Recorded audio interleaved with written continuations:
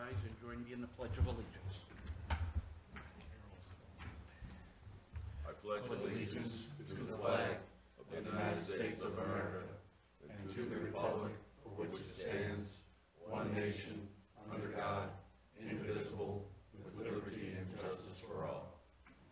Thank you.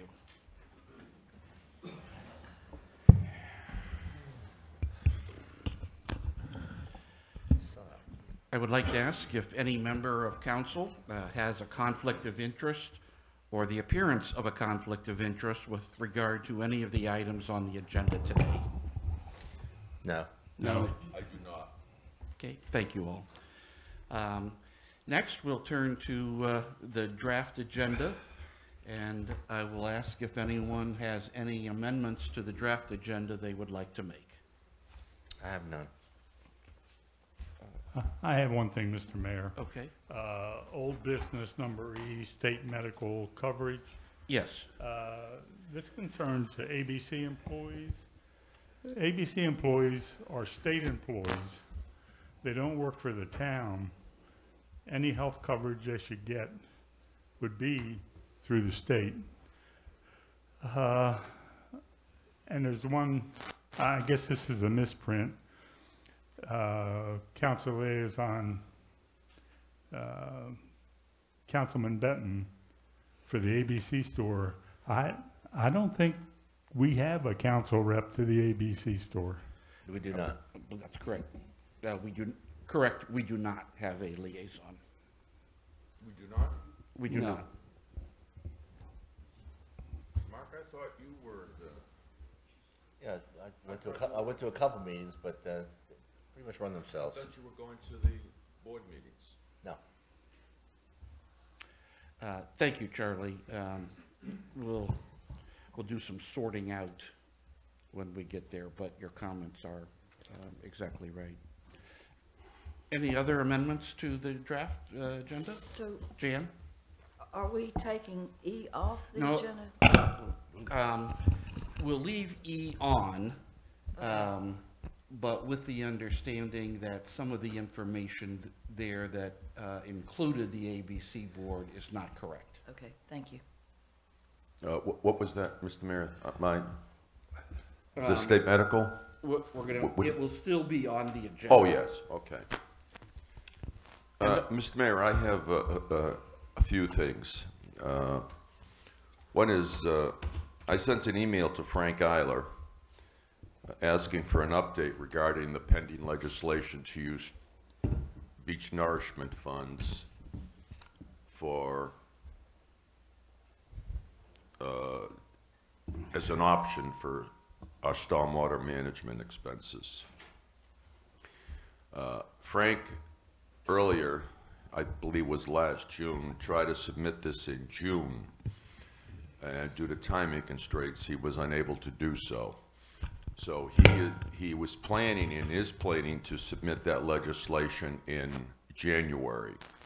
And I sent a letter just reminding him of that, so he will get back to me at the appropriate time, and I will let you folks know what that decision is. Secondly, I've been receiving some feedback from the community, and it appears that we may have made or created an optics problem. Rich, let me interrupt you What? for just a second. Now, do these comments have to do with the agenda today? I mean, typically after we approve the agenda, we give all council members a chance to make comments, and it sounds like these comments are of that type. Sounds like, Are your comments pertaining to the Well, agenda? no, I mean, Or are they there's just general comments? comments. All right, let's go ahead and pass the agenda, and then we'll turn. Oh, okay, I'm sorry, yeah. Okay, but that is still a matter of record, what I stated, please. Yes. I don't want to repeat it. Right. Are there any other amendments to today's draft agenda? No. Hearing then, I'll entertain a motion to approve. So moved. Second, Second. discussion. Those in favor, please say aye. Aye. Aye. Opposed? Motion carries 5-0. All right, and now, just trying to stick to the order. Please continue your comments. No. I mean, if anybody else has any comments before I proceed, that was just a point of information. The other feedback that I've received from the community, and it seems like we've created an optics problem regarding the LED lighting program. We all have different standards, different issues, different things, and how we interpret different things. But there's a perception that somehow Pull it away from you a little bit. You got turned up, so it's. there's a perception. There, the microphones are turned up a little bit today, so you can probably, So I can hear? well, you can hold it a little bit further from your mouth All while you're right. speaking. Is that better? Thank you. There's a perception that we may have created a conflict of interest by not having a council member recuse himself because this is his professional line of interest in business. I am not an attorney. I do not know if that is a perception or if that's a concern, but I just would like to address it. And I would leave that up to the mayor if he needs to, or the council, if they need to just get some legal guidance. But it has created the appearance of a conflict of interest. And the other matter, we had a closed session on the end of the 18th of December. And if you recall, earlier, the council approved a proposal to look into Citizen Beach parking. I worked with Hiram, and we identified a site as a potential. You don't know unless the person is interested in selling. We went into closed session in December on the 18th, and during that session, unless I misheard it, which I can do at times, but I thought it was clear, the council has decided not to explore the opportunity for Citizen Beach parking. At this time, I have to say at this time, because I'm hoping that our efforts will continue. But my concern is that, as you well know, there's construction going on in the island near the, I don't want to say near the pier, but I guess near the market, in the public area, in the public parking area. There is construction going on. And my concern is that if we don't explore for opportunities and try to be assertive about them, we are going to have a difficult time finding convenient parking for taxpayers. Rich, excuse me. There's some concern that because this was an item discussed in closed session and the vote was contrary to the proposal to explore beach parking now. Right. That Excuse we- me, Sorry, real quick, there Mr. was no Mayor. vote. there was, sorry, there was not a vote, and that would have been illegal had there been a vote, because we are not allowed to take a vote in closed session. We have to do it out here in front of the public. And the point that I want to make is the sentiment of council, as I heard it, was that this is not necessarily an item that we are rejecting, but rather an item that we felt was premature and might better be explored in conjunction with other issues. Now, if some member of council would like to add or modify that, Mr. Mayor? please do. Charlie? Weren't we waiting for a report from Grady on the legality of setting aside, using public funds to buy parking for a select few? Yes. We also needed to know what the State Department of Transportation would determine was possible with regard to removing parking from Main Street.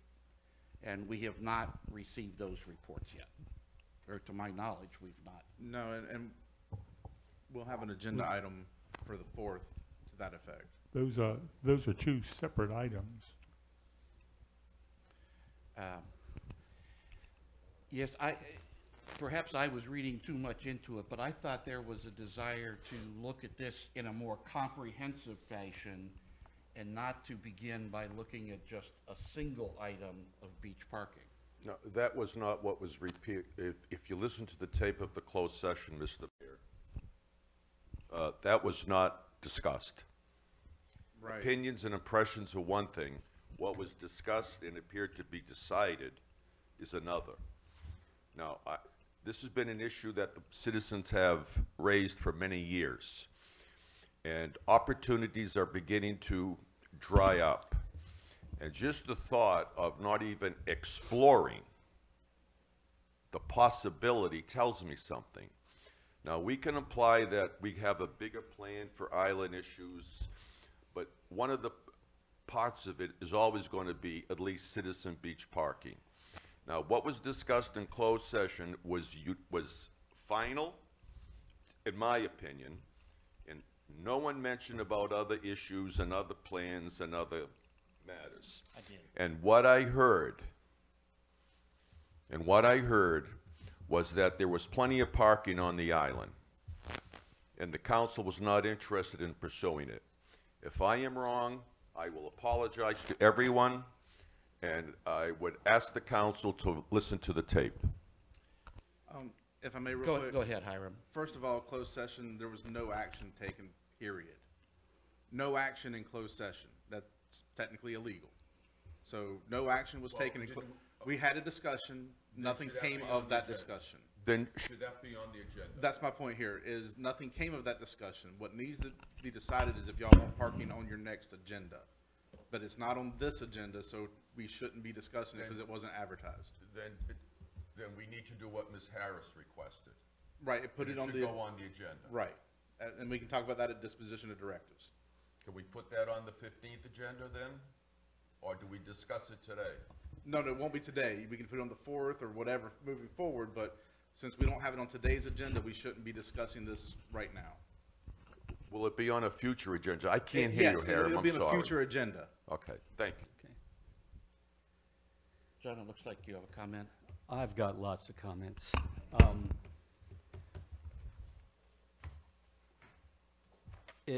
We have a communication policy, and I question whether Mr. Serrato's communications with Representative Eiler concerning the status of his request for legislation is appropriate under our communication policy. I think it's not appropriate. He should have brought it to the council. We decided whether we wanted to send a reminder to him or not, and then you as the mayor send the reminder, not him on a personal note. Number two, on the LED optics, Councilman Benton was very clear that he is in that line of work, that he is not bidding on this. He was not bidding on this LED project, that he had 2 years ago looked at the LED project and come up with a cost, and his cost 2 years ago was about $3,000 less than the proposal that we had. In my mind, it was very clear he was offering us expert advice from his profession, and he was not part of the process of competing. So at that time, he said he did not have a conflict of interest, and we pretty much agreed with him that he didn't have a conflict of interest. So I think that's my view on that bit. On the, I'll tell and you that's what, enough, that's enough. Yeah. Well, let's go ahead and talk through the LED lighting and then come back to the other issues so that we can keep them separate. The one point of information that I, Question, there's also a question, how far can we take this discussion today? Well, for starters, I mean, guess y'all can go as far as you want to, but it's not on the agenda.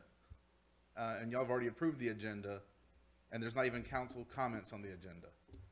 So I'm just saying, that my point on this is if you want to discuss this, y'all need to either add it to the agenda today or take it to the next agenda, because the public is not aware that we're discussing this today. Can we discuss it when we get to the LED budget amendment? technically you should only discuss the budget amendment because you've already approved the LED, but yeah, you can make some clarifications if you'd like. Oh, wait, no, it's not. not. No, it's Main Street today. The LED budget Oh, amendment won't happen until the okay. future. Sorry. Sorry, I was mistaken too. I'm getting confused. So, my point is, if y'all want to discuss this, y'all either needed to have added it to the agenda when you approve the agenda, or you need to move it forward to the next council meeting. I'd just like to say one thing about the LED lighting. Sure. I'm not involved. I simply gave you my advice, my expertise. LED is the future. Every town's doing it. Every township, every school, every hospital, everybody's switching over LED lights. So, if my opinion means nothing, then Rich, you shouldn't say anything about human services because you're a director at MIT. So it makes no sense at all. I was just giving my opinion. And I have a- Well, if I may real Go quick, ahead, I can actually solve that problem for y'all. Councilman Benton does not have a conflict of interest here since he was not participating in the bid. There's nothing wrong with a council member using their expertise from their life experience to help guide forward what we're doing. I mean, that's what we all do up here. You all bring something different from your backgrounds to help move us forward. There's no problem with that since he's not financially interested in the project. In order to have a conflict of interest, you have to be financially interested in the project to such a direct extent. Since you're moving forward with the business of the government and the business of the town, there is no problem with Councilman Benton having made the vote on that, or even bringing his opinion into the matter, since it is his professional opinion and would be considered as an expert opinion. And the one point that has not been made yet is the first time we advertised, we got no response whatsoever. Right. For it. I think that item has been adequately addressed. Obviously, members of council and I heard the discussion in closed session differently at the last meeting. I think we can try to disentangle that and then handle that appropriately on the agenda at our next meeting or at the second meeting of February, depending on the other items that will come up that day. Thank you, Mr. Mayor. But Mayor, we're still waiting for the opinion from our town attorney to see if we can purchase property just for the people who live in the town of Sunset Beach. That's right. So we may not have that by then, right? Correct? So I put it on agenda till Lisa hears from the mayor, I mean, from the town attorney, that, you know, he's got a decision on parking. Well, all I'm saying is that we will try to get to that item in one of the two meetings in February, but we don't need to carve in stone that it will be there. Correct. We are waiting for Grady's determination on that.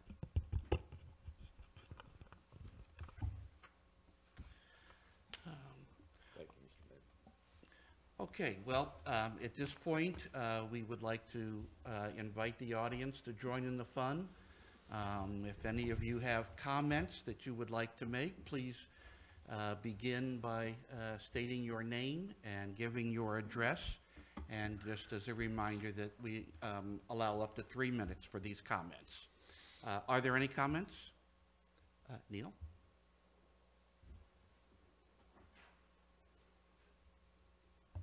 Good morning. Neil Gilbert, 1150 Seabourn Way. That's the Cape Side neighborhood of Sunset Beach.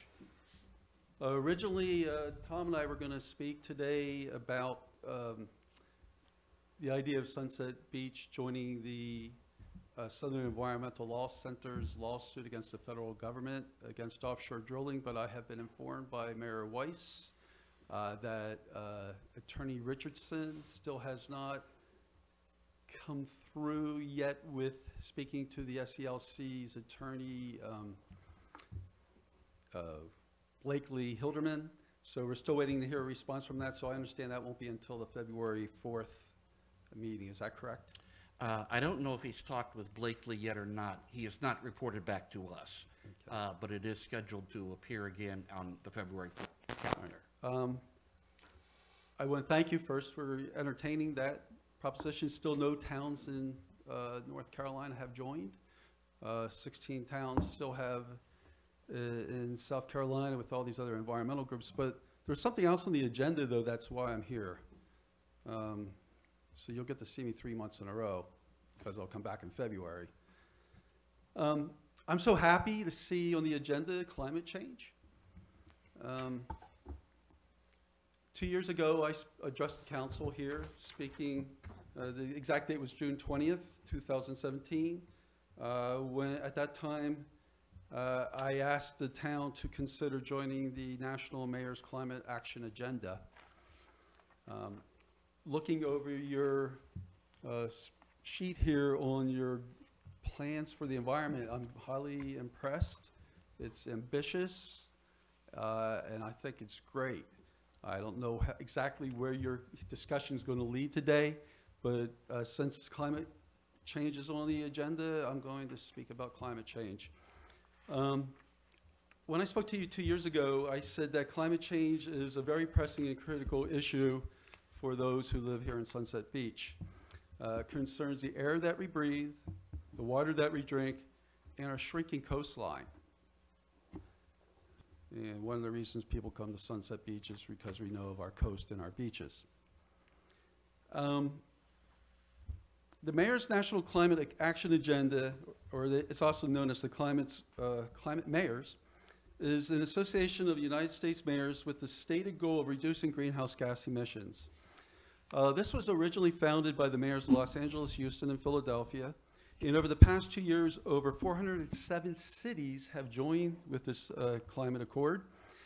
This represents over 70 million people, which is more than 25% of our population. The reason why this accord was formed is because the federal government has decided to pull out of the Paris Climate Agreement. So mayors took it upon themselves to stand up and start fighting for their environment. Exciting work is happening across the country, led by local governments and non-governmental partner organizations. The agenda complements and builds off existing efforts, and they're striving to have a mayor-to-mayor-led effort, which would be unique in the fact that it is the only such initiative currently underway. Now, we all know in the last 5 years here in Sunset Beach, we have experienced 2 storms of a lifetime, Hurricane Matthew and Hurricane Florence. I don't think they were exceptions. I think those storms are going to become more of the norm. We were spared here in Sunset Beach. Topsail Beach, we know what happened in Pender County. You go up to Wilmington, you still see blue canopies over roofs. People have not returned to their homes. We were lucky because we were on the other quadrant of that cyclical system. So we were spared, but still we see beach erosion as a result and so forth. Neil, it's about 3 minutes. Okay, I'm going to speed up. I'm sorry. We have also, this past year, we had over 100 inches of rain. That passed the highest ever by 40 inches. That too is not going to be the norm. We know about Ocean Isle Beach's erosion and their need for terminal groins. I can tell you, growing up in the Jersey Shore, terminal groins don't work. We know that we have climate refugees now for the first time ever in the United States down in Louisiana and Mississippi River where people had to be evacuated. North Carolina is very well represented by this mayor's accord. Charlotte, Greensboro, Asheville, Neil, O'Reilly. I apologize for interrupting. I wonder if you might consider continuing your comments at the second public comments period. Okay, well, I just want to thank you for this time. I know I'm well-winded. I think you got my drift. I'm just asking you to please consider. Thank you for the time. Thank you for all that you do for Sunset Beach. And please, on both parts, thank you for considering joining the Southern Environmental Law Center's lawsuit against offshore drilling. And thank you for giving me the time to speak in favor of joining the Mayor's Climate Accord. So thank you very much. Thank you. Thank you, Neil. Thank you. Do we have other public comments? Okay, thank you. Let's turn to old business. We'll start out with establishing and adopting the budget calendar for fiscal year 2019-20. This is on pages 3 and 4 of the agenda packet, and Hiram will lead this discussion. Right. After last time, I had all y'all send me your available dates for the possible workshops. So what I've done here is changed from the last time. We're looking at still having your development of council goals and objectives at your Tuesday meeting in February to go over what your goals and objectives are, the big ticket items, big projects y'all want to see moving forward. In March, we'd like to have Tuesday the 5th, Wednesday the 6th, and Thursday the 7th as a half a day, if needed, for department presentations. I think we can get them done in the first 2 days, but we might need that afternoon on that third day just in case. And then in April, 3 o'clock meeting before your Monday night meeting, just to review your goals and objectives and the information that we've gathered together over March to answer those items. I don't think we need more than 2.5 hours probably to go through all that with y'all, just the general gist of where we're at with it. Then on Wednesday the 10th, kind of like a wrap-up budget workshop to put everything together, and if we need it, the 11th, and then at your Tuesday meeting in April, just to round everything out, and then present y'all the full draft budget in May, and set the public hearing for June. Based on all y'all's calendars, this should be acceptable, but if something's changed since y'all sent that to me, we can discuss it now. Hiram, would you like a motion knowing that the dates could be fluid? You know what I'm saying, unless you have the exact schedule. Well, this so far is the exact schedule. Okay. And we can take a motion to that effect. We can always add or subtract later on. Yeah, okay. With proper notice. So I'll file a motion to accept Mr. Mayor, I'd like to file a motion adopting the fiscal year 20 budget calendar and setting the meeting for the dates determined. Second. Thank you. Is there any council discussion? There is. John? Just as a comment, we're talking about on Monday, April 1st, meeting date, having a 2.5, 3-hour discussion before we go in, possibly to a 6 o'clock closed meeting, then a 7 o'clock meeting. Our meetings normally last 2 hours, often 3 hours. They've gone longer than that. We're talking about a 6-hour council work session. It might be better to try on the previous week to work in a session if that's possible. There was nothing available the previous week. And we could always just, instead of saying the 11th if needed, just make that a definite. And the mayor said that he would pay us overtime. And then just get rid of that Monday meeting if you're concerned about that. I was just wanting to make sure everybody had focused in on, we're talking about a potential 6-hour plus meeting. Hiram, is that a difficulty? Change it to the 11th? No, we can scratch that out right now. No. I'm just trying to give you all the available opportunity without having to, drain y'all for workshop after workshop after workshop. Since y'all were already committed to be here that day, I just figured it'd be easier to have everybody here that day. But it's no skin off our shoulders. That just gives us more time to write stuff out. Mark, it looked like you had a comment no. I just think that, 6 hours is a long session, and that's, John's being really nice saying 6 hours. It could be 6, 7 hours, 8 hours. So I've been through 2 of these already, and they can get lengthy at times. So maybe we should break that up a little bit, Hiram. Well, I mean, that's what I'm saying. Y'all can just drop the 4-1 and we'll definitively add the 4-11. Because the 4-11 meeting was an F needed. You, Okay. Charlie? I'm definitely in agreement with that.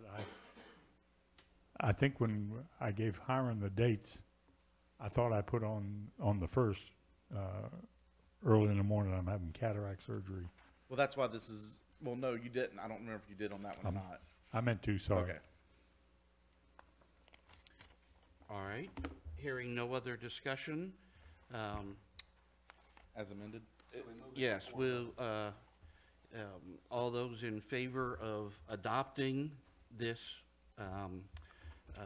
budget calendar as amended, please say aye. Aye. Opposed? The motion carries 5-0. Thank you, Hiram. Thank you. I said last time, and I'll say again, I think the way you've laid this out is very helpful. Next, we will deal with a budget amendment for the Main Street Sidewalk Capital Project, and Tara's going to lead this discussion. This is on pages 5 and 6 of your agenda packet. So this is just the budget amendment because this project's moving forward and we have to appropriate the funds for it. It's already been approved and we have the contract and everything set. This is just something I need passed to have it in the budget. Do you have any questions on it?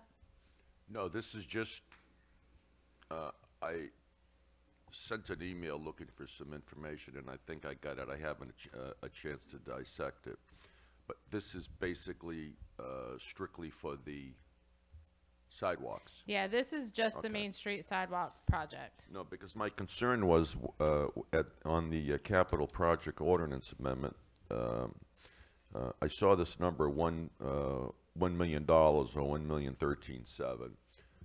And what I was trying to find out was how much have we spent for unbudgeted items for fiscal year 19? So, Lisa, did you? Yeah, Pass that out. you all have a copy of that, of Mr. Serrato's request in front of y'all. It's just a brief summary of all the current and proposed budget amendments from projects you've approved or projects that you plan on Yeah, approving. no, I don't have trouble with this amendment. My concern is, and it's sort of a piggyback concern from other discussions. We haven't had the audit yet, and I'm concerned, and I'm not looking at projected revenues based on the fire fee. I'm looking at this from a June 30, 2018 point of view, and all the unbudgeted expenses. I just don't want to find ourselves in a position, because this is a lot of money. I don't want to find ourselves, and I support this 1,000%. I just don't want to, I just want to be cautious that we don't do something that will surprise us and have a tax increase. That's my only concern. So I feel comfortable there's enough funding in the reserves to cover this. But I don't know the actual amount, and that's what just makes me a little anxious. That's all. Because we were going to have a surplus this year. We thought originally was going to be 800,000, and that's been reduced. So that's why I'm just a little anxious. No. Yeah, No. the audit's It's just forthcoming. it's just, I know. it's just letting me, you know- my personality, that's all. I know. I'm just letting you know the audit is forthcoming. There was just a few paper items we had to wrap up this month. Yeah, So they okay. should be here. Yeah, right now, the only thing that we're waiting on is we have to have a statement. No, From the that's cool. attorney. No.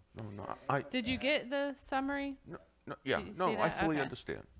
We have to push this off to the fall. No, we're not, no. That's, No, We have to push off, there's no additional cost. right. No. The way the contract's written is if for some reason we are allowing them because of a late start, partly because of us, partly because of the hurricane, that if they need to, they can push it off to the fall for a completion date, but they're not planning on doing that. But that's just a if and maybe. But there'll be no increase in price, no increase. They have to honor the price of the contract. They're already working on it now. Yeah, they've started and they hope to have it completed by May 17th. But storms, weather, where we're at, we've given them the option to finish it up by September, something I believe, maybe early October. But either way, it won't increase the price. Mr. Mayor, I would like to file a motion accepting the budget ordinance, the capital project budget ordinance amendment as illustrated. Is there a second? Any further discussion? Hearing none, all those in favor, please say aye. Aye. Opposed? Motion carries 5-0. Thank you, Tara. Thank you.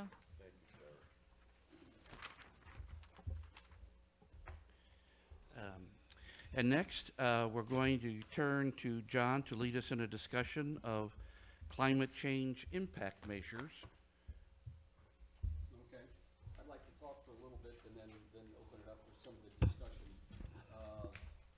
There is a sheet with the layout, one-page sheet with the various phases of the program. If you don't have it now, make it easier to follow along. We had a preliminary discussion about a year ago, and the notes were also in the agenda packet from that discussion. I'd say thank you to our intern at that time, Amber Strickland, who did the initial research to start putting this stuff together. Today's discussion is premised on the assumption that Sunset Beach, as a coastal community, will be impacted by climate change at some point and in some ways yet to be clearly determined.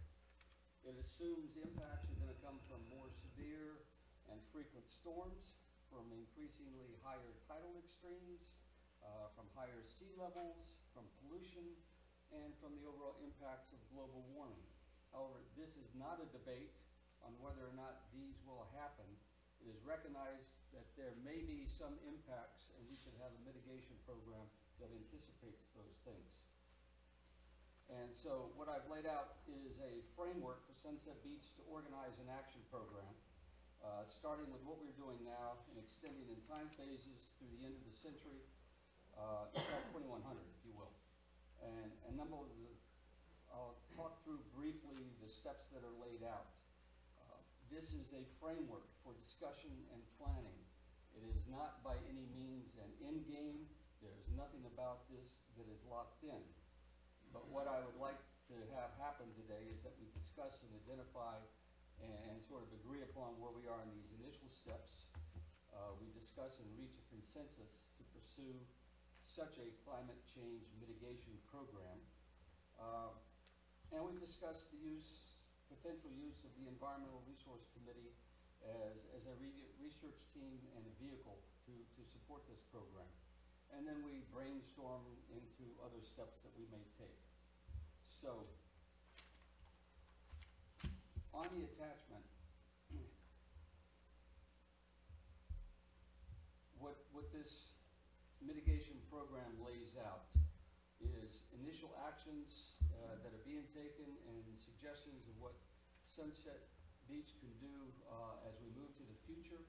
I kind of indicate briefly what the program is, and then identify as a starting point who I think, and that's just purely what I think, is sort of the natural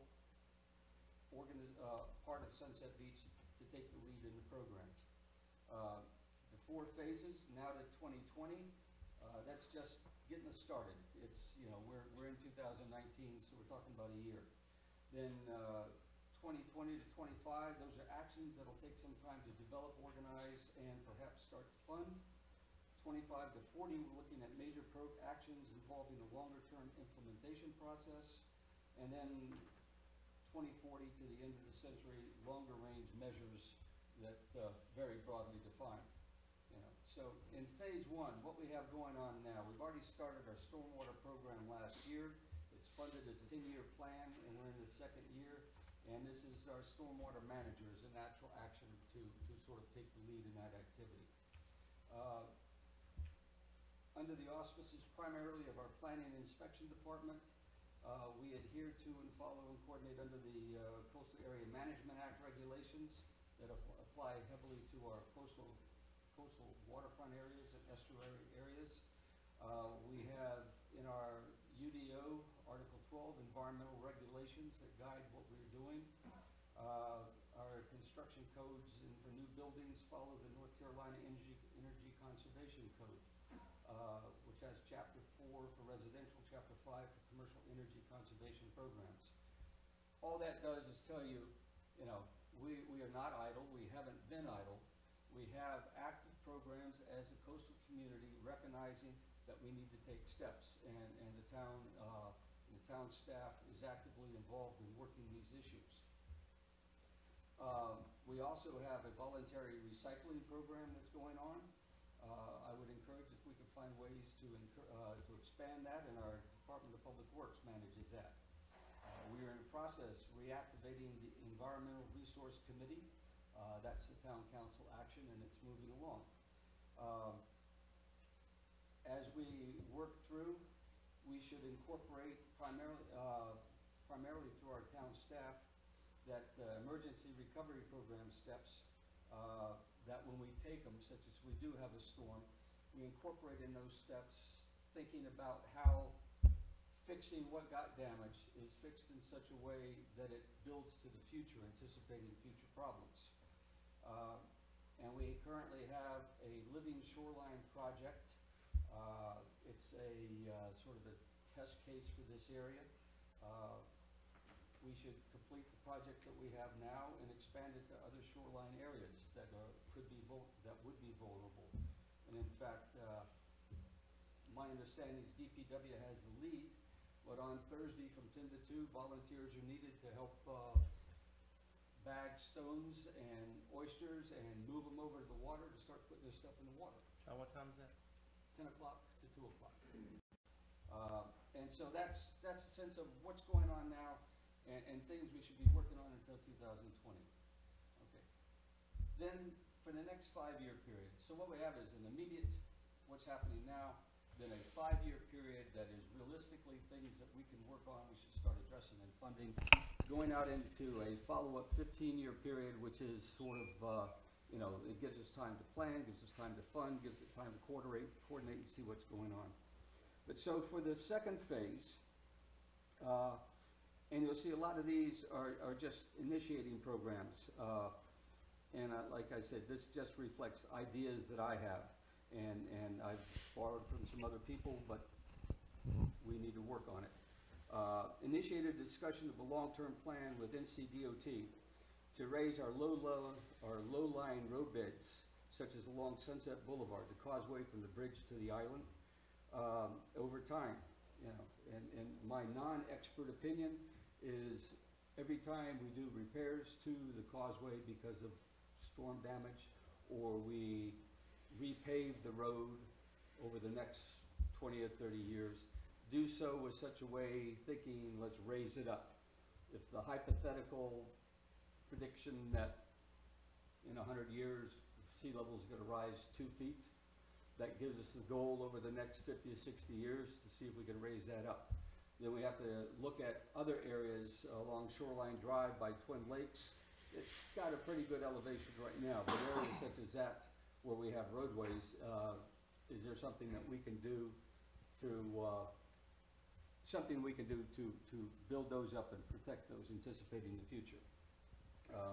That involves our GSATs, our NCDOT, our DPW as a starter.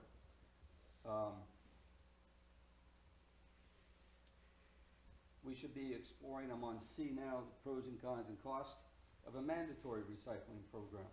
Okay, this hits against pollution, it helps quality of the air. Is there a way, instead of just having a voluntary program, make it mandatory? And there's a lot of factors that go into doing that. Exploring the idea of adding recycling cans to the beach access ways. We have the white garbage cans now.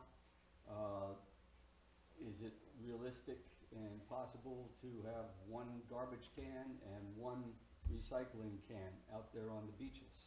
We get a lot of stuff on the beaches that is very recyclable. Develop a rain gutter and downspout promotion plan that would include education, grant information, financial incentives. The houses on the mainland have a different situation going into primarily solid ground or runoff into streams.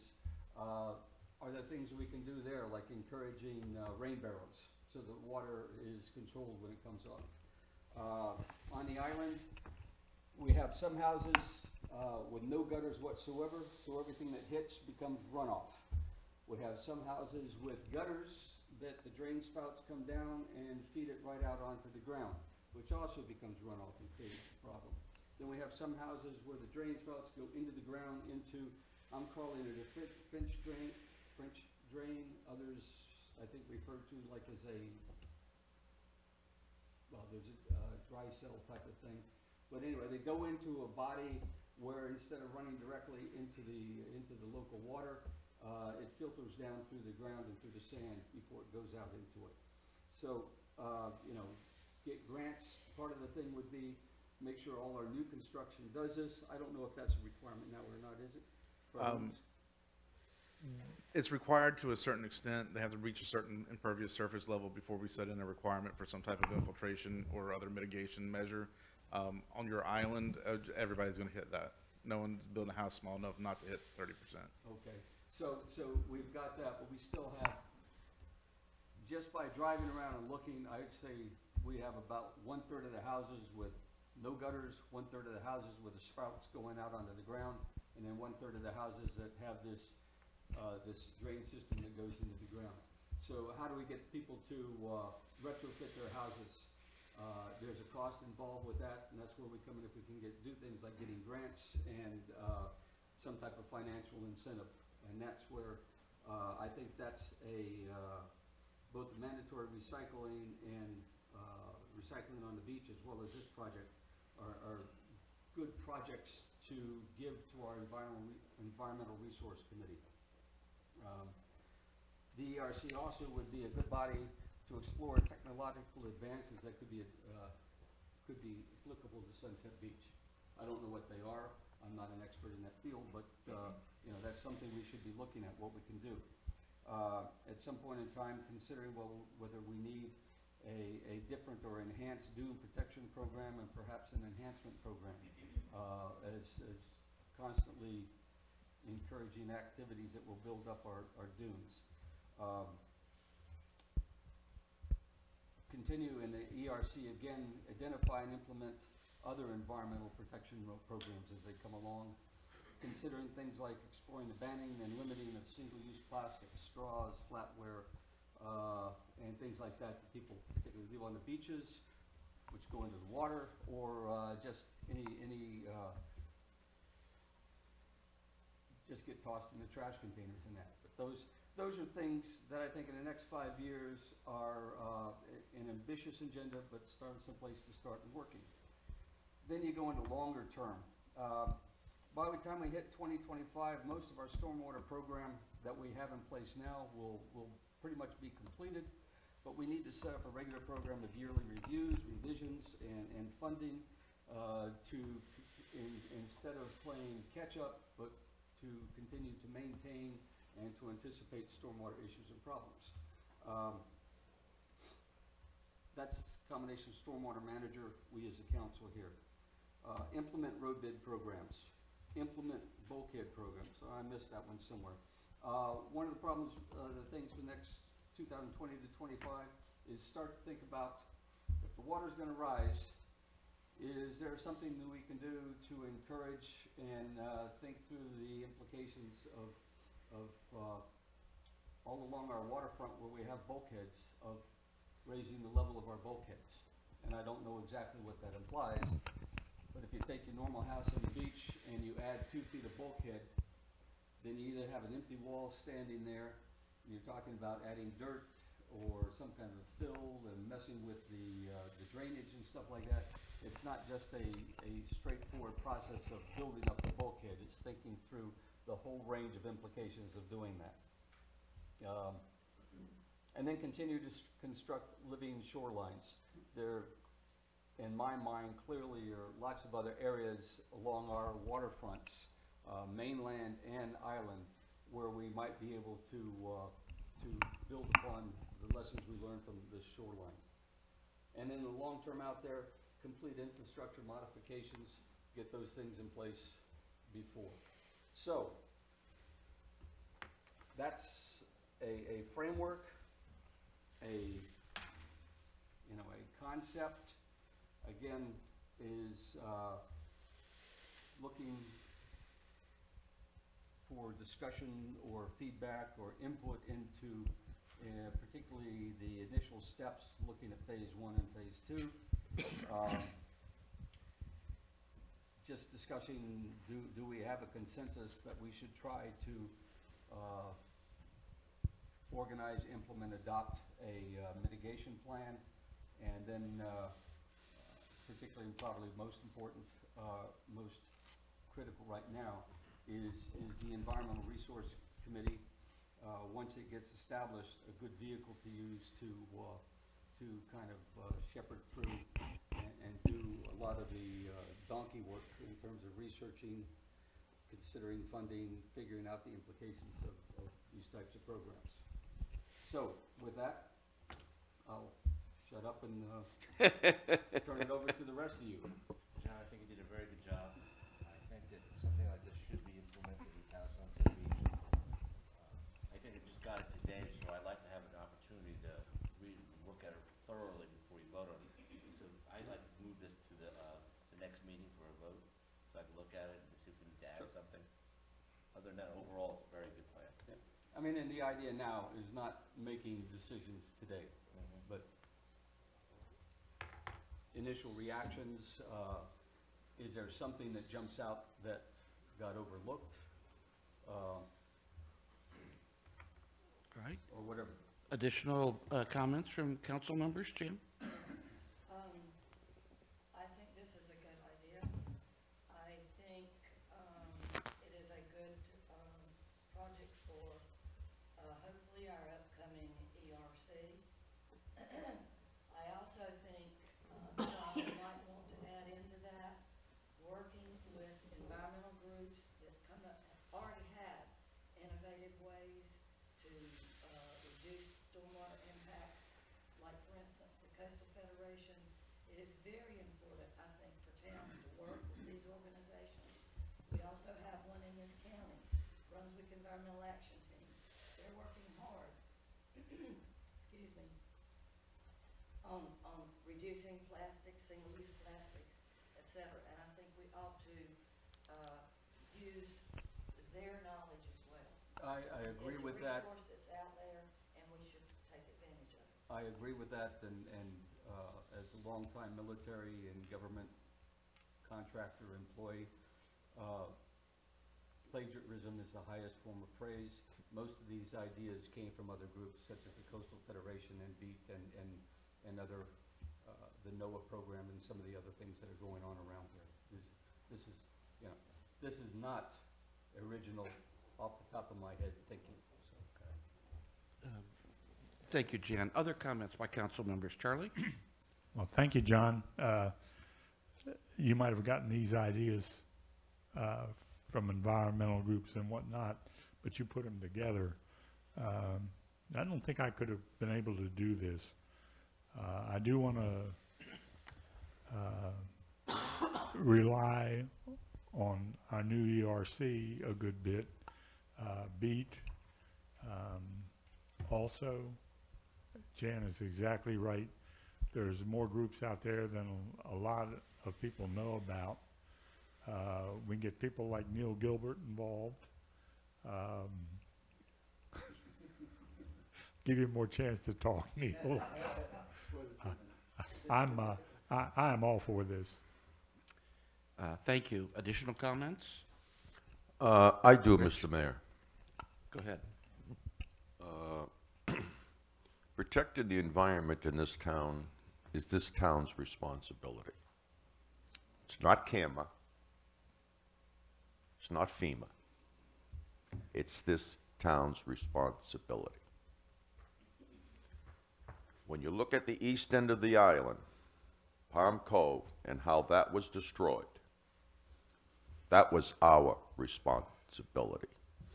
When you look at the west end, when CAMA provided a permit to the owner, when the town owned the property, that is our responsibility. This is an excellent plan.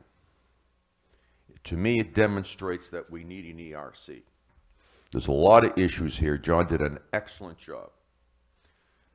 But I have a logic question that I cannot answer.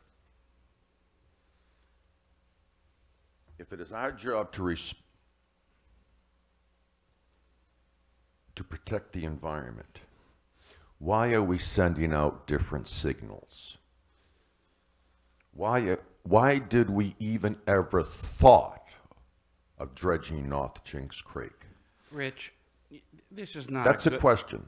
All right. That's a question. And here's I'm my sorry, Mr. Mayor, but that's a question. All right, and if it ends there, Thank that's you. fine. I'm done. Thank you.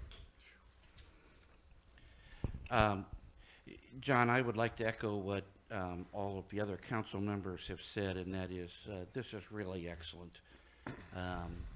We're entering a period of time where we need to think in the long term more than perhaps ever before, and I think this is a wonderful start in our doing that. I was watching a program on PBS not long ago called Sinking Cities. I don't know if any of you saw that. I thought it was an excellent program.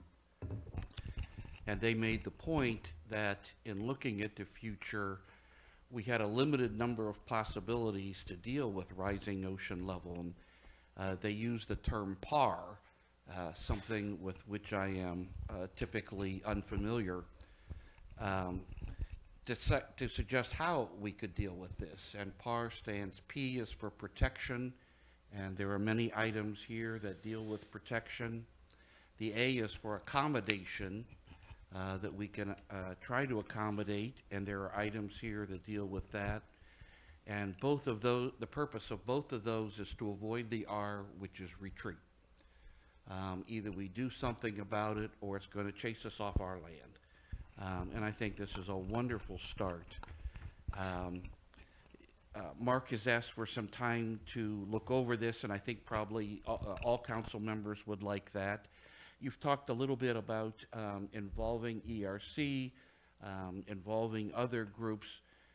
What would you see as the next couple of steps that you, what you would like to see happen as the next couple of steps? Well, the first, I think if you look at this carefully, the first thing is to reactivate the ERC. I mean, we have a lot of the codes and procedures are in place, items A through D. And E, the voluntary recycling is going, and we can encourage that. But the ERC, once we get our rules of the road for the ERC, how they operate, which we should be solving soon, and then go out and get our advertising to man the ERC, becomes the critical vehicle to do this. The idea is we can prioritize, and prioritize is probably the wrong word at this point in time. I think we need to look at these various options, particularly from 2020 to 2025, and sort of think through in terms of a reality check, a good sequence to do them, and the doability of them. I mean, we don't want to, we want to build ourselves a program designed for success, not starting out with a program that is extremely, a very, very difficult obstacle that will very hard to do. So we as a committee thinking through, not necessarily that these are the only things, but other, what can the ERC be working on now and doing? And I think, you know, one of the, go for the low-lying fruit first, you know, is address a mandatory recycling program, address recycling out on the beach, and things like that that would be manageable. Things like a plan for bulkheads is you start the planning, you're not going to accomplish that really quick. I think the rain gutter and downspout program is something that we should look at, and the ERC is a good vehicle. I would say start trying to get some grants that helps do that, and use those grants to incentivize people to modify their how they handle the rainwater. That's just a start. Yeah, thank you. Can you connect storm, the drains into the sewer? No. And that's not exactly, I mean, the sewers, or the sewers would run out, but if I interpreted that also to mean connect them to the storm drains. And that really doesn't solve the problem, because that takes all the runoff. The idea is to get the water to go into the ground and have something, a catchment basement, you know, in the ground where the water can slowly go through the sand and stuff like that, to kind of get cleaned up of some of the junk that it gets picked up, the pollution that's in Yeah, that before it was, goes into the water. yeah, that was discussed when the Coastal Federation was here. I didn't forget, it was about 6 or 7 months ago. That was one of the options they discussed. So, I conclude between the ERC and the Coastal Federation that we can put a nice, an excellent package together. There, That's Thank you. Charlie? There is one thing, as far as stormwater goes, or where your drain pipes go, they can be run into your former septic tanks. And that would hold a lot of water. Okay, thank you. Yes, Jim? Charlie is right about that, but also I would like to see us work closely with our stormwater program that we have, we're beginning on now, and I would like to see that program take every measure that's out there to improve our stormwater runoff and what we are doing to the waters that surround us. I think it's imperative that we take those steps now, because later's gonna be too late. Right now, we're already having to go back and retrofit a job that was poorly done from the past. So let's take every single step to be as innovative as we can with this stormwater program that we have going on now. And Jan, are your comments to fit that idea in with these ideas? Yes. Or, okay. Thank you. Mayor, I'd Mark? like to put this on the agenda for the 4th, and at this time, we all get together, or singly get together, add things, move things up quicker, and then I'll put it on the agenda for the 4th. Okay, thank you. Real quick question, is that to add it to the framework to be a informal plan to follow or an official milestone? Because my recommendation is there's not official milestones in here, so maybe this being the guiding framework of a developed plan to use in that manner would be what you're voting on, because there's a lot of money tied up right here that some of this, while being great, without finding those grants, which are becoming fewer and far between right now, they may resurface. I don't want to hamstring the next council into having to meet certain deadlines. I Like, think we should look at certain things that we need to do right away, Right. like recycling on the beach. I mean, those 2 garbage cans are full every day, cans and bottles. Yeah, And actually recycling, there's ways to fix that, just put a cover on this recycling bin, that only a can or a bottle can go through. right. My question though is, are we going to use this as an official, this is definitive plan, or is this just like John was presenting, a framework to move forward and progress with?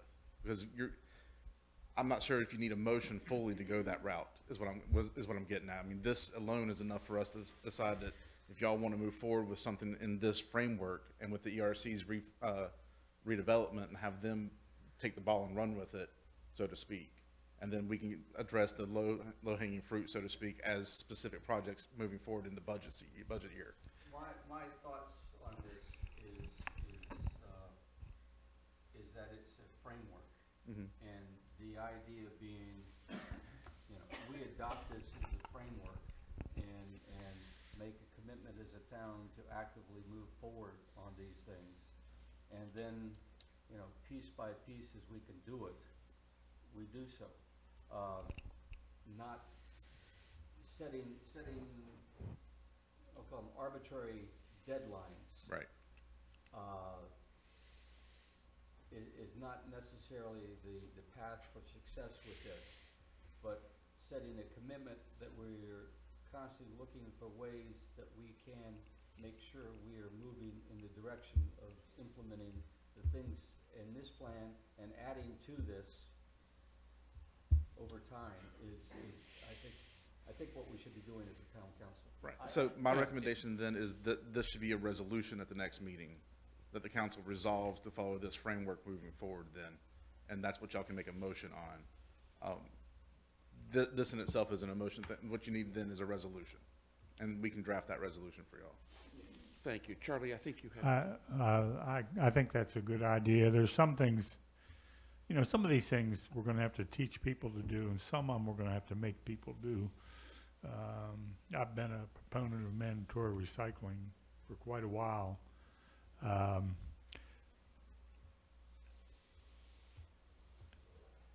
gonna have to get together with Hiram, and I have a lot of questions about recycling, what Waste Industries does with it and whatnot, and I won't waste our time going over that now. but I will have all the information I want by the next meeting. Another thing, I think this is big time, banning plastic straws, bags, flatware. That's going to be hard. A lot of people make money from that. So it's going to be a lot of changing thinking. Thank you. Mark, I think you were. No, just I got a plastic bottle. You can reuse it. That's right. I think it's a good idea. The resolution is a good plan. I think we should go forward. And I think a lot of these things could be implemented through the ERC when we put that together. So on direction of council, ERC could work with us and do these things. So that's something we can, through a resolution, we can do that. Great. Any other comments? All right, thank you all for your comments, and again, John, thank you for all your work on this. So maybe real quick, we are going to put that on the agenda for the 4th. We will. Okay. Okay, we are up to item 4 on the, or under old business, the 4th item, workplace violence prevention and safety policy discussion. This is found on pages 12 through 15 of your agenda packet. There have been a couple of changes made to the document that you have, and I want to note those. It's not in this document? There are a couple of changes that this document does not reflect. That is correct. Okay. And let's see here. Well, actually, Lisa, do you have those in front of you? Or I can, Hiram? Real quick, while y'all are looking for those changes, I just want to address a concern of Mr. Tones from last meeting. The safety word here is a terminology overlap. This isn't workplace physical safety, as in exposed wires, cords, this ramp beside me that I sometimes slide down. It's more of a new age terminology of safe space, safe place. It's more of a feeling of that person feeling safe. So if we need to find a different terminology or define that within the thing, that this is not OSHA compliance safety, this is emotional safety. And a feeling of security, and a feeling of I can come to work today and not feel that I'm going to be harassed or laid into or something like that. So if I understand that being part of the concern before, but it's a terminology overlap because of the way the English language works. So if we need to either define it somewhere in this body before you make official determination, or we need to find a different word to represent emotional safety, or just define it as emotional safety. So. I have a suggestion for that when we get to it. Okay. Okay. But I just, while they were looking for whatever. Yeah, I believe there are 2 items, and the first is in section 3, number 1, item D, that would read that safety education will be provided for town employees by a trained instructor. And we do have such an instructor on staff already. Yes. But adding that terminology, I think, would be very good for the long run. And then a second item that we talked about last time that Mr. Tone raised for us in on the next page. So in section 3, item 2, or section 2, item A, to delete the word armed. Right. I think we all agreed with your assessment that was unnecessary there and redundant. And those were those 2 changes. Now, the floor will be open for comments from any of our council members. John, do you want to go ahead with the item that you said you had prepared? What I would suggest that goes along with the point Hiram was making is in section 1, purpose, first paragraph, the end of the last phrase, we have maintaining safe working environments for all town personnel. I would change that to maintaining a working environment safe from violence for all personnel, town personnel. And that sort of takes it out of the OSHA area and clarifies that we're doing with violence. John, could you repeat that, please? Okay, it would be maintaining a working environment safe from violence for all town personnel.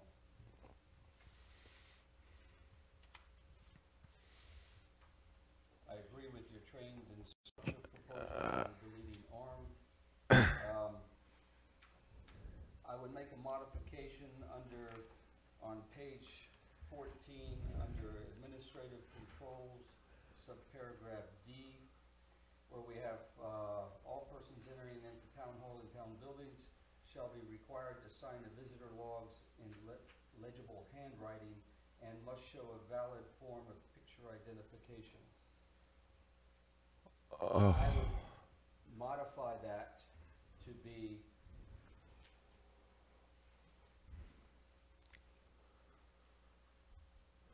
that, so that it would be personnel not known to the town staff would, okay, after, I changed it, put a period after the third line, required to sign the visitor logs in legible handwriting. New sentence began there, it said, personnel not known to town staff must show a valid form of picture identification. So, I mean, to be realistic in terms of enforcing it and following the policy, the staff knows all of us, and there's lots of the building contractors, lots of people who come in on a very regular basis. We're not a high security facility, and I think we can trust our own staff to recognize us, but people that are not known would be the ones to be required to show an ID. Just very briefly, instead of the word personnel, how about the word persons? Persons, good. So it would be persons not known to town staff must show a valid ID. That would be my proposal. Mr. Oh, go on. Then a third one, Sorry, I just got a message that they can't hear you on your mic. you did? It died. I overused it maybe.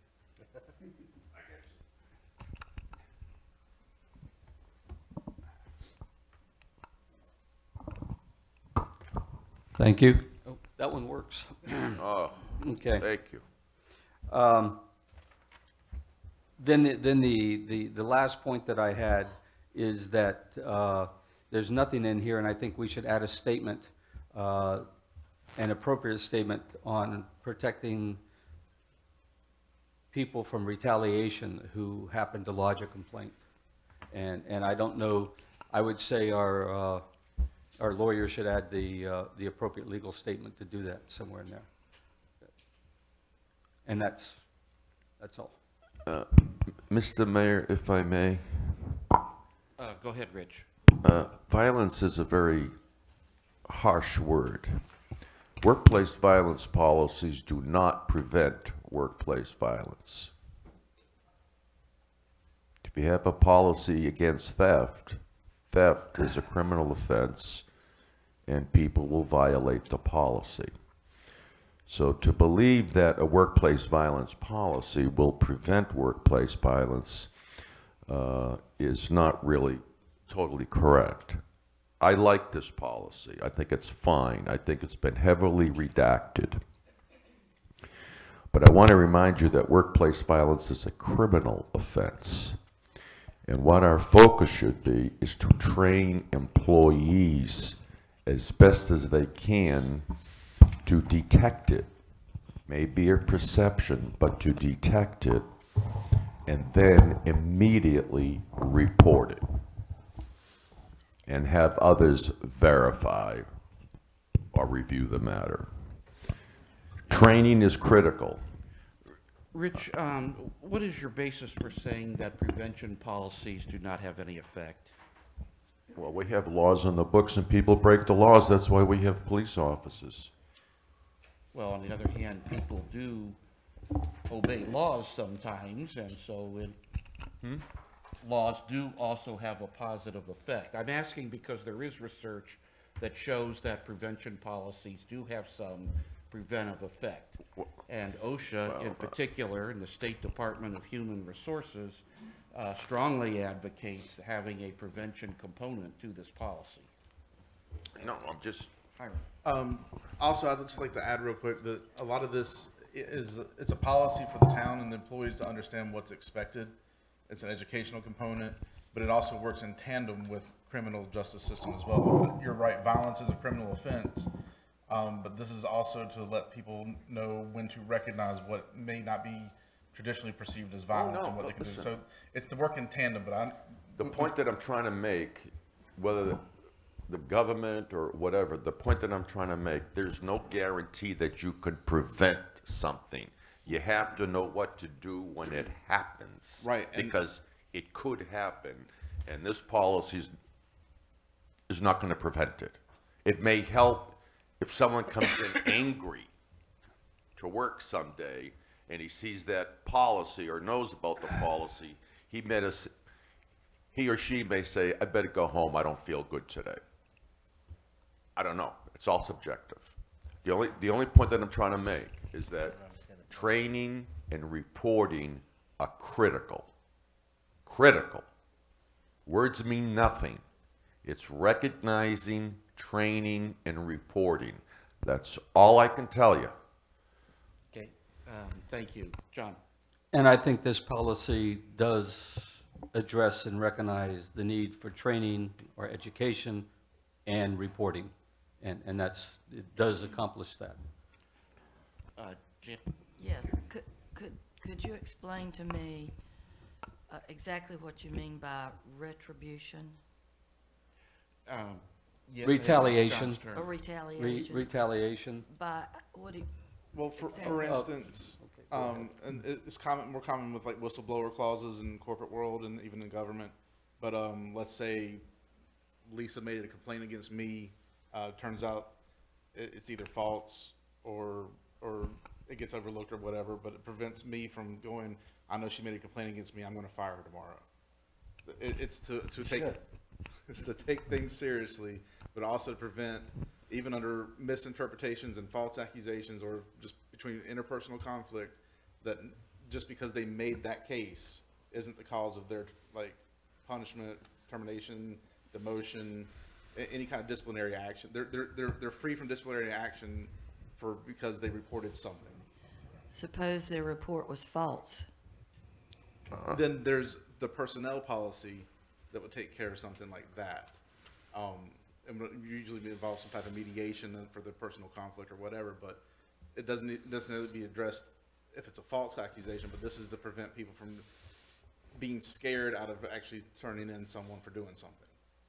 To know that they won't be able to have Yeah. direct retaliation. Jan, many employees are fearful to step forward because they fear retaliation. Retaliation can either be direct or indirect. The problem is, I mean, we've had issues historically in this town where things weren't done appropriately and the employees were fearful to step forward. I'm not going to give you any documents, I have them, but okay. So employees, they are at-will employees. They are fearful to step forward because they fear that they may lose their job. It's that fear that everyone has. Not everyone has the courage to speak up. That's all I'm saying. Other comments or questions? Mayor, I'd like to make a motion to accept this with the changes. A motion has been made. Is there a second? Second.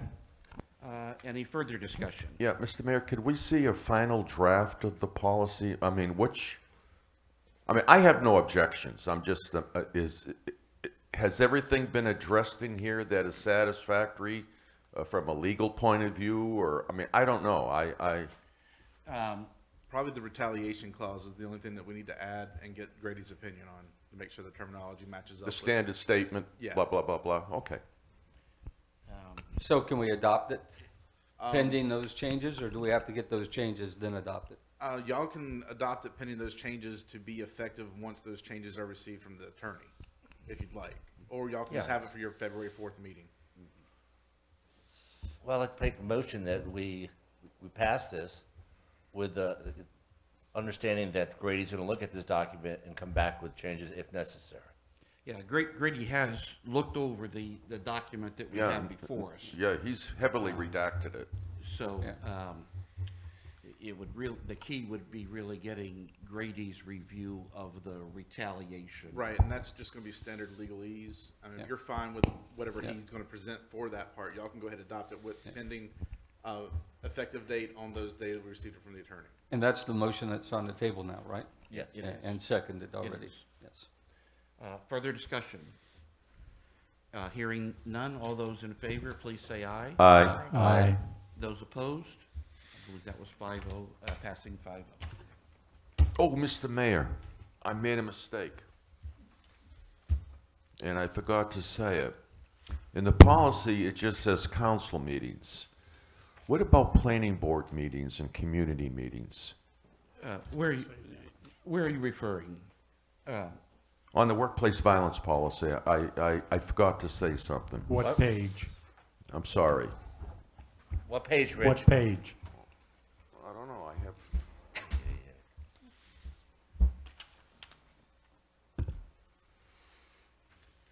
Is it about the, Maybe yeah, it was on it. it's about the officer?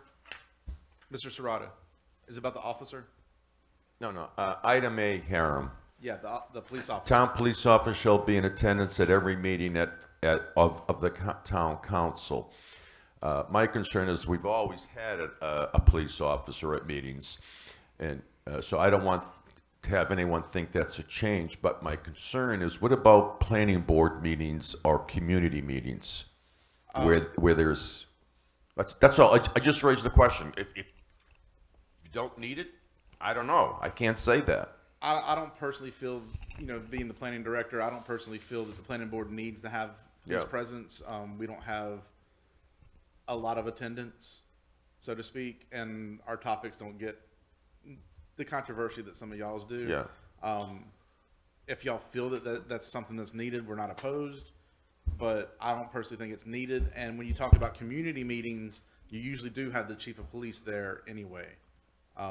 So you would have an officer on duty. Yeah, and we usually have one at council meetings. But what I'm saying But is, why are we just specifying council meetings? That's all. No, I don't know. This it's is just the a way it question. started. It fits the town. That's where we've had the most problems. And I'm fine the way it is. I mean, it's a simple change to be at public meetings instead of town council if you'd like, but I don't know if it's warranted at all the meetings that we have. I think our police officers are stretched too far, and town council meetings is only, where we've had them in the past, that's all I think we need them at. He should be doing something else right now. I'm happy with the policy as we've, Okay, Got it. I'm reading that, that we are content with the Yes. motion. Yeah, that's fine. Okay, our final item under old business refers to state medical coverage. And I guess there are maybe two pieces of this that we need to make sure that we are clear on. One refers to how this how this relates to the ABC board, and then the other is how it relates to town council members. Are we all clear that we are not in position to make a statement here or to enact a policy that refers to ABC board members? Mayor, I talked to Michael at the ABC store. I talked to several people there. We're not in a position to dictate a policy to the ABC board. I was a gentleman that was concerned about the insurance. Rich talked to him, and I've talked to him. He did get some type of compensation, a salary, to offset not having the insurance. Again, it goes back to, it's up to the ABC to give insurance, not us. All right, and Well, Hiram or So- I Lisa, was gonna say, more accurately, it's up to the ABC board to make sure they're compliant with state rules, not us to make sure they're compliant. They follow their own rules through general statutes, they follow their own rules through their bylaws. Just like any other agency that we appoint members to, we're not in charge of that agency, like a housing authority, which we don't have here, but, or anything like that that would be set up where we would appoint members. They still follow their own rules of governing, and we have no say in how they govern themselves. Are we I saying? don't, go ahead. Go on, Sean. I don't think we need to have any further discussion of this topic. okay. Are we saying this is not my job, man? What's that, Rich? Say that again, Rich? In other words, a person reported to me of an issue. The council does not want to deal with it. Is that correct? No? No, Then what are you telling me? It's We don't have the authority to do it, Rich.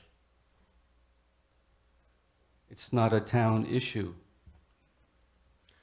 So in You, other you words. should have researched that before you put it into the John, agenda item. Please, John, point of order.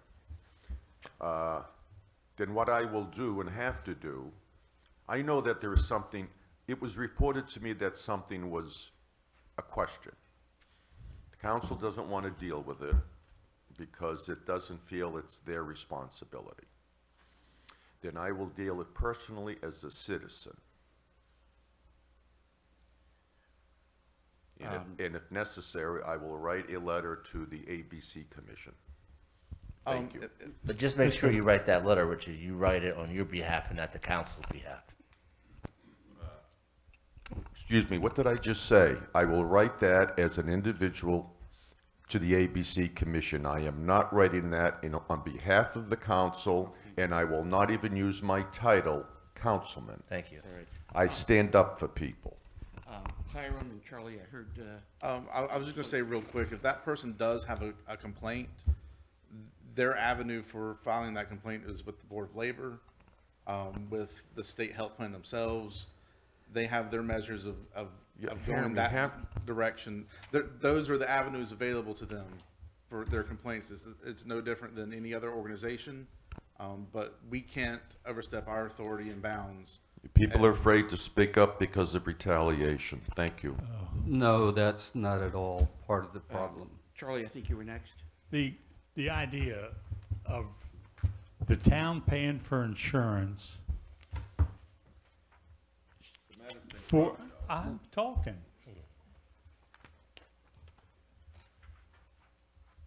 The town should not even think about applying just paying for insurance for someone that works for the state, which is a completely different agency. If someone feels that they should personally take on this challenge of finding a way to get insurance for someone on behalf of the town, maybe they should put up the money and buy their insurance. This should have never been in front of the council.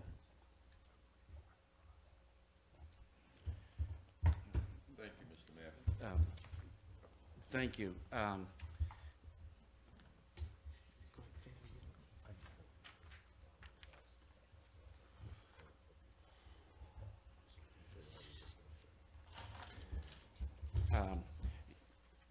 Rich, the second, No, it was not on my agenda.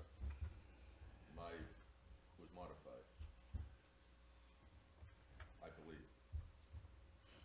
I modified it, Mr. Mayor, as you instructed. okay, well, the next, It's finished as far as I'm concerned. okay, thank you. There is the item remaining of state medical coverage as it pertains to council members that has not been resolved, but given the, sort of the interrelationship of these two and the issues with ABC, I would recommend our postponing that item until our February 4th meeting. Wait a minute. I don't, He doesn't even have it on the agenda. It's not even on the. You told me to modify it, I took it off. It's, No, Okay, we'll see if there's an item there or not. Next, we'll move into new business, and the only new business we have today is the disposition of directives on page 17 of your agenda packet. And, Oh, I'm sorry. I was just going to say that we'll just let you have at it. Jan, I heard you first, and Hiram? I think Hiram might have been first. Oh, I was just gonna reiterate, I can have the NCDOT parking discussion as an item on the 2-4, Okay, or if since it'll be discussion for y'all to make a determination. I think the process from talking to DOT might be slightly easier. I'm just waiting to get something in writing from them. okay. So I'm not comfortable repeating the conversation without solidified information. But I think I can have that ready for the 2-4 meeting, unless y'all wanna have it as a discussion item at the second meeting. But we'll be ready for, You'll be ready for 2-4? yeah. Let's do that then. And then I've Is that okay, also Mayor? got your resolution for climate control for 2-4. We'll do Thank you, that one. yes.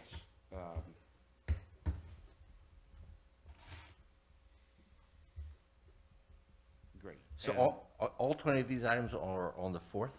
No. No, No, we're no, just gonna Just add the- them. We're setting which ones are. Okay. Jan? I don't know if this is the correct time in this agenda item to do this, but I would like to add one to our directives. And I would like to again discuss, I know it was discussed by the council in August of 2017, but we've had a member from the community come address this at this meeting, and I would like to add a discussion on joining the mayor's National Climate Action Agenda to our disposition of directives.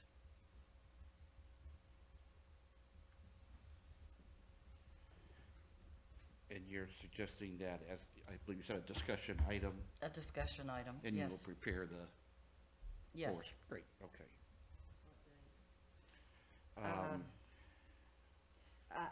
Next meeting is not good, I don't think. All right, so Just you're to be the thinking, future. Yeah, just, So the 19th, Jan? This is a placeholder. Jan, 19th? Yeah. no, give me a little time. okay. We can we'll just- decide that at the we- next Yeah, we meeting. will not designate a day now. Okay. Right. And check on the 4th to see Thank you. when would be appropriate. Are there other, John, go ahead. Okay, just as an update, item number 6, develop beach strand safety device program. Yes, Hiram, Mark, myself, fire chief, and Tara, the finance director, are meeting on the 16th to discuss that. And so after we have that meeting, at the next meeting, we'll be prepared to suggest where we go from here. okay. Okay. Great, thank you. And then, after that meeting on the 16th, item number 12, business owners meeting, Hiram, Mark, and myself will be meeting again on the 16th, and we will try to come out, work out a way-ahead plan for that, and we will report back where we are at the next meeting. So Okay. we give an update and recommendation where we're going to go. Okay, I like on number 9, Mayor, to add that in. I want to see how Chief is handling the alligator situation. Is on it. Is he ready to talk about it? No? No. Okay, Still waiting on wildlife. okay. we have to continue stepping lightly. I got videos for him he can watch. Are there any other, Well, I mean, there's a number here. I just want to remove the fire department issue. I will address that at budget meeting okay, number 15? 15, and it's just a simple question. Why do we have more firemen than anyone else? And I'd like to see the budget numbers. The other matter is, and I don't know if this is an urgent problem or not, there's a lot of issues that have to be somehow discussed, but, and this shouldn't be hopefully a controversial issue, which sometimes we wish not to do. It's the term limits. Is that, that's on there probably someplace. number 18. Okay.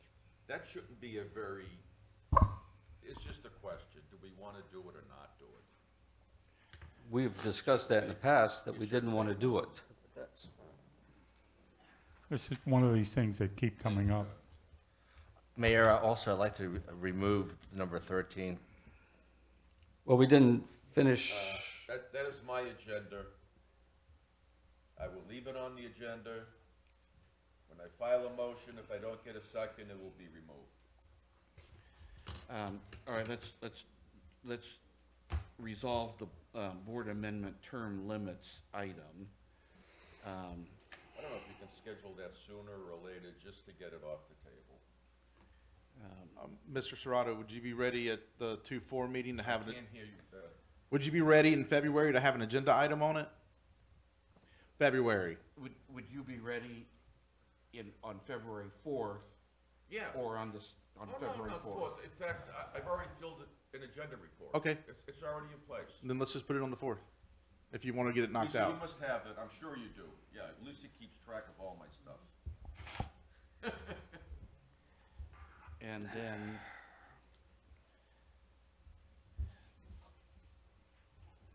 was, Mark, the item that you identified was number 13.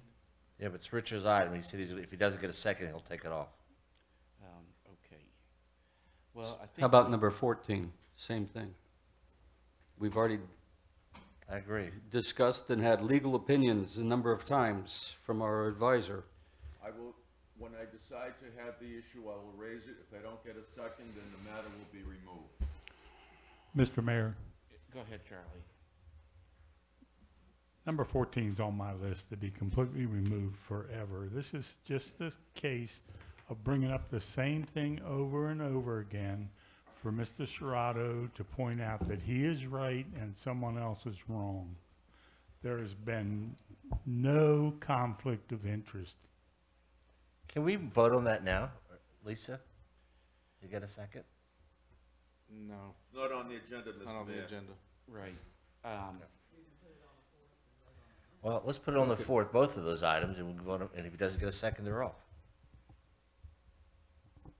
So can we put 13 and 14 on the agenda for the 4th, please, Mayor? Yes, item 13 and 14. Correct. And then with regards, Mr. Mayor, those are my agenda items, are they not? they are your Yeah, agenda so items. why are people interfering with my agenda items? Well, I'll answer that, Rich. These items have been on, Fine. especially, Don't listen. I'm more persuasive than I anticipated there. Item number 20, the Brunswick County Tax Specialist Invitation. That should be a priority. I'll talk to this. I think Chris Boney works for the New Hanover County Tax Office as opposed to the Brunswick County Tax Office. I don't know. And so I was, do you know, Not yet. We're just waiting for y'all's questions so that Right. we know what we can but we're just going to call the tax administrator. We're just going to the head of the department to see if they could send someone to discuss that with us. okay, So and- not a specific name. We'll just contact the whole department and give them what the subject matter would be, Yeah. and then ask them when they're available to come talk to us, hopefully before April. Right. and we will have the questions that, of course, in advance that you can share with that person. That's why we haven't made the phone call yet. And we've started, but we don't have a final list of questions. Right, but if you want to just go ahead and just meet the general topics of the questions, so I can give them an idea of what they would be talking about, so they can know who to select. How many questions do you want for the council? I think y'all decided 5 each or something like that last time. Yes, and I have received those. Not for me yet. Just from the important council members. Thank you. Was it just 2? I can't remember. There's so Yeah. many things y'all decided to do with the questions. Yeah, okay, we'll continue But- moving forward on Yeah, that. once I've got the subject matter, we'll make a call to the tax department's head of the department, the tax administrator. Okay. And let them decide based on that subject matter who they think would be the best person if they're willing to send someone. That, to me, that sounds fine. Rich? Mr. Mayor, I spoke to Mr. Bonet. As a Microphone. citizen. You're, Oh, I'm sorry. Not easy getting old. I spoke to Mr. Bonet, I think it was about a year and a half. Need you turn it on? It's on there. I spoke to Mr. Bonet about a year and a half ago. At that time, he was the Brunswick County tax specialist for the beaches. I don't know where he is now. I don't even know if he's still employed. He could have hit the lottery.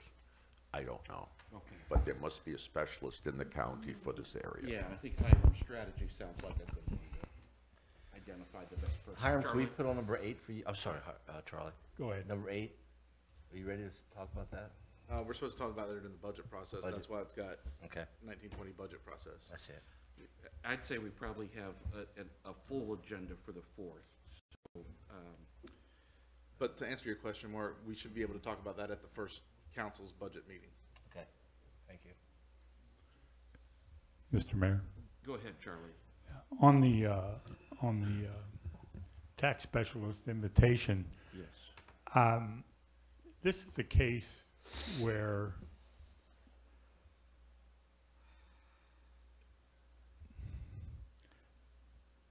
Mr. Serrato is looking to bring up another past thing, same thing, conflict of interest.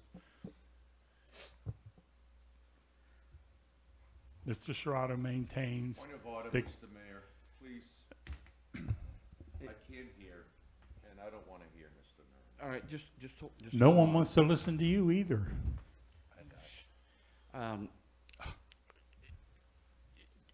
What? Go ahead, and then I would like to respond. Okay. A council person has maintained that former councilwoman Carol Scott and current councilman John Corbett want dredging because it's the value of their property is going to go way up. That also plays into the conflict of interest. It's just bringing up the past, things that have already been decided, and it's a waste of our time and the citizens' time. The way I would respond, Charlie, is I hope in preparing a draft of the list of questions from, excuse me, Mark, from the questions that you submit to me, that I word things in a value-neutral manner, and I'm not sure how specific of information any tax specialist will be able to give us, but I'm hoping it's at least pretty specific, and I think there is an educational purpose to this. I've sent my list back out to you all, and I really would welcome your suggestions, really about anything. It's a long list. We need to pare it down. I think we will all feel that. But we don't want to leave any holes. We want to make sure that what each of us wants to get asked, gets asked, but that we don't create something that is just too much for any person. I believe we can do this in a fair and impartial and educational manner. That's my hope, and please, Mayor. all of you, help me do that. Mr. Mayor, Yes, Jan? I just want to say that I'm very interested in hearing what this gentleman has to say, and my interest is not related in any way to any conflict of interest. I already know for a fact from taking the class last February that there is no conflict of interest here on this council. There is none. But there are other questions that I would like to hear the answers to. Very much. In fact, I have some questions myself I would like to hear the answer to. Okay, thank you. Other comments, Charlie, or John? Well, and then if Charlie, if you would like to respond back, John? Sure, I'd like to chime in here. I think it's important for us to have this presentation, this discussion, with a set of clear questions that go out so that the person who does come back and report to us understands the level of detail that we're looking for and the level of analysis that we're looking for to be able to address these issues. I've submitted questions. I want to hear the answers. Clearly, in the past, my level of analysis in detail is different and reaches different conclusions that Mr. Serrato's analysis reaches, and it's time to bring an expert in to address those. And I want to hear the expert. Mr. Mayor, may I make a Mr. Mayor? Is it my turn? Hold on for just 1 second. Rich. Charlie's next, and then I'll get it. I'm going to thank Jan for the statement she just made. I don't have a problem with this, with the tax specialists coming in and answering our questions. I think it's going to help everybody in the town, and it's going to help us. My only problem is, what is the purpose for asking this? If it's informational, that's fine. Mr. Mayor, If it's, this is, if No, Rich, hold on. this Let- matter was, Let Charlie finish. this is a procedural Rich. issue. All right, go. if it's for to dig up the past and try and prove yourself right, then it shouldn't be on the agenda. Oh, okay. Rich? Mr. Mayor, we have approved this already. I think it was unanimous at a meeting or two ago. This is not on the agenda for discussion, period. In your And opinion. what we are doing is not fair. It is not, was not on the agenda. We're having a public discussion on a matter that we already approved, and I think it's inappropriate. And I'm not sure if it's even a violation. Well, it's on the upcoming agenda items, and those are appropriate to discuss how we're going to address those. That was just a comment, Mr. Mayor. Okay, thank you. Are there any other questions regarding this? And it sounds like we've, there are, am I right, there are no more questions regarding the disposition of No. directives? Actually, my question is how you said you wanted to pare these questions down. Yes? How do you propose that we do that in preparation for sending the questions? Yeah, I mean, if any of you have suggestions for that, I would be happy to hear them. I would say that I probably will just take a crack at it, try to get it down to a more manageable number, and then let all of you review those and see if I have left out something that you consider to be an extremely important item. Well, you received, I gave you my question. Yes. If you need help scrubbing, I'll be more than happy to, but I think you were satisfied with them. Sorry. Come from Hiram. Yeah, different mic. Since you're in the mode of deliberating at this point, and you'd be deliberating on paring down those questions, you really need to do that in open meeting at an agenda item, so we might as well put that on the 4th to finalize your questions and select it, because when you start deliberating through emails, if you see what's good, you are violating open meetings law. But he could hire him, he can pare him down and send it to us, then we'll have a discussion on the 4th, correct? Right, but y'all can't send back saying, oh, no, I want to see this. I mean, Well, the first draft he says he can send to Lisa, and then Lisa can send it to us. Is that true? That's fine, yeah, but you're still skirting open meeting laws at that point. You just get the questions, get what you think is right, put it in the agenda item, and have the discussion at the next meeting. That's the safest, most prudent way to do it. And it'll be in the agenda packet, so Right. everybody will be able to see in advance Exactly. what we're working with. That, a very good recommendation. Okay, we have our second opportunity for public comments. Can we review, what are we talking about on this 4th now? We have, I mean, I know, but we have item number 1, item number 2. 6, 7, 12, 13, 14, 18, and then I've got 21 for the resolution on climate control. Initiative framework thingy. And medical coverage. No. Did y'all, I don't know if y'all added one for that. I wanted to add to the agenda on the 4th. And the topic, Topic would be town council, see if town council will get full coverage with medical.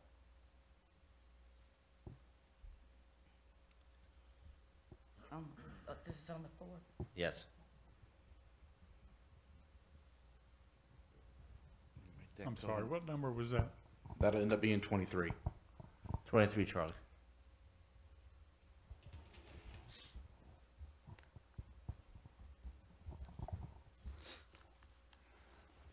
Okay, I think we're set there. We would be happy to hear any comments from members of the public. Greg?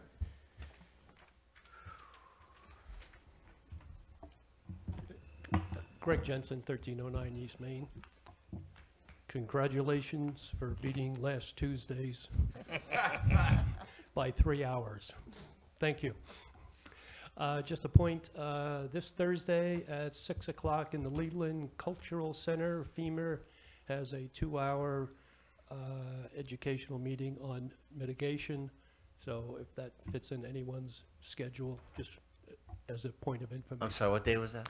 This Thursday, Leland Cultural Center, FEMA, 6 to 8 p.m. And what is their topic? Mitigation. Thank you, Greg. I noticed I just got something from them, it was either late last night or this morning. We can talk about how to maybe get that message out, but I mean, it sounded like this would be something folks who had expenses related to damage might be very interested in. I think Coastal Federation put it out, so Okay, for everybody that's on their email list. okay, great. Thank you. Other public comments? Yes, please.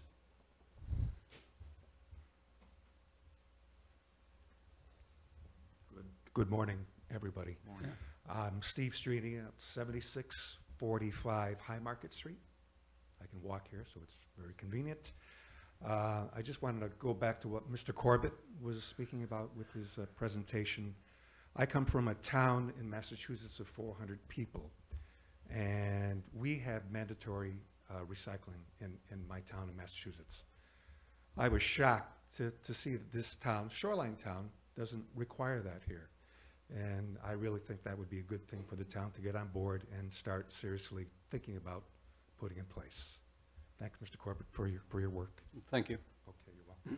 Thank you. You're welcome. Yes, Bob. Bob Tone, 9030 Sea Lane, Sunset Beach. Mr. Corbett, one thing I'd like to suggest, one thing that in your presentation was a legible signature that when people come into town hall that you have in there.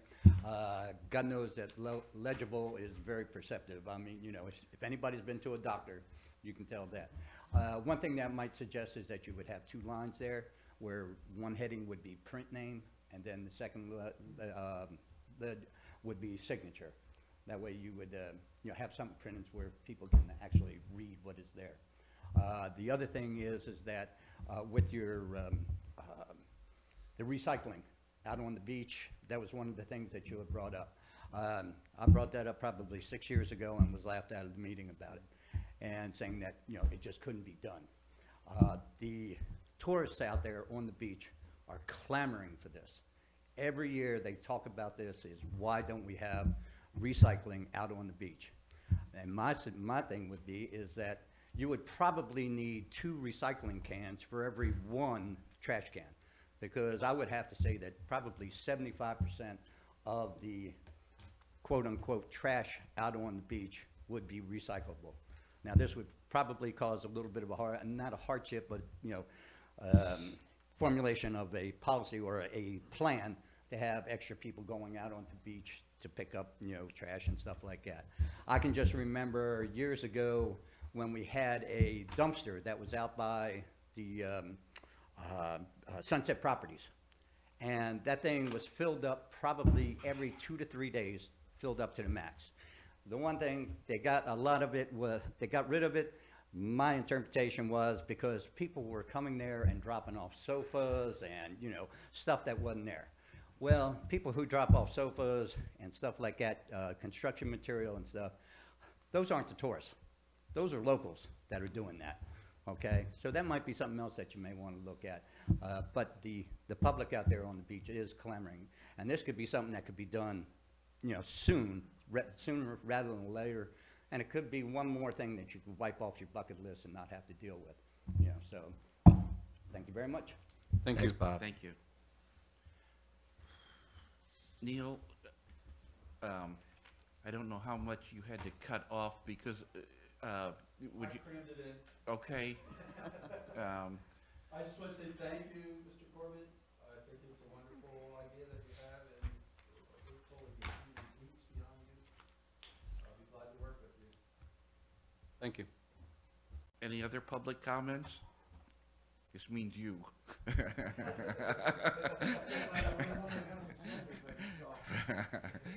Most fun ever. Okay, well, council has a closed session meeting that commences now to continue our work with selecting a new town administrator. A process that I'd say is moving along as anticipated or as we hoped. So I will ask for a motion to go into closed session. Mr. Mayor, I would like to file a motion that we go into closed session, with the caveat that I need to go home and check on something Okay. before. So maybe about 10 minutes, 15 minutes. Sure. Okay. Is there a second? Second. And any discussion? Hearing none, all those in favor, please say aye. Aye. Opposed? Motion carries unanimously.